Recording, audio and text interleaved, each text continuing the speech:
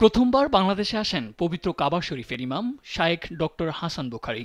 তিনি ফেনীর দাগনভূঞা রঘুনাথপুর দারুল উলুম মহিউস সুন্নাহ মাদ্রাসায় 2 দিনব্যাপী ইসলামী মহাসম্মেলনে শুক্রবার অংশ নিয়ে জুমার নামাজে ইমামতি করেন। এতে 1 লাখেরও বেশি মুসল্লি অংশ নেয়।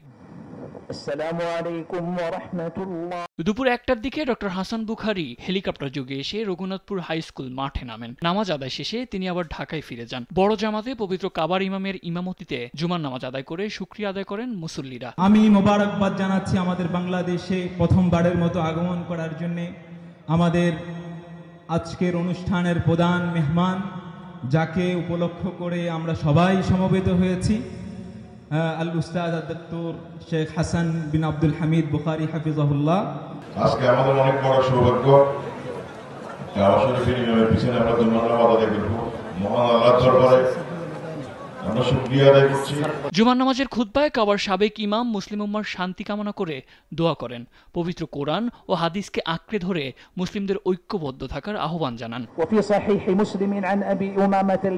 অনুষ্ঠানের একটি আকর্ষণ ছিল ইরান থেকে আগতকারীর সুললিত কণ্ঠের কেরাত তিলাওয়াত।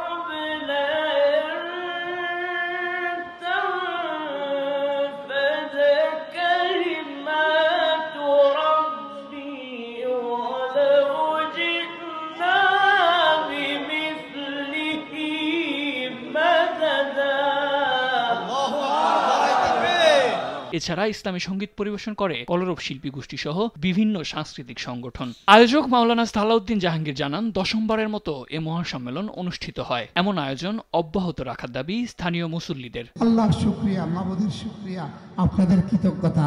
কাবা শরীফ ইমাম সাহেব রঘুনাথপুর আসবে, এটা শুধু স্বপ্ন, এটাকে শুধু স্বপ্ন মনে করতাম, এটাকে শুধু কল্পনা মনে করতাম।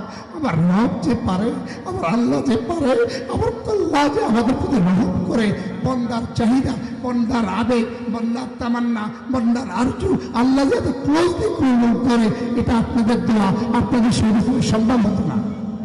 বিশ্বাস এই মাদ্রাসা 1973-তে আমার কাকা আলহাজ আব্দুল সাহেব প্রতিষ্ঠা করেছেন। এলাকাবাসীর সহযোগিতায় আমার বাপ সাহেবের অর্থায়নে জমি দিয়ে, এই জমির যারা যারা দান করেছেন, অর্থ করে দিয়েছেন, এই পর্যন্ত যতজন কবরবাসী আল্লাহ তাদের জান্নাত নসিব করেন। নিউজ ডেস্ক, দেশ টিভি, ঢাকা।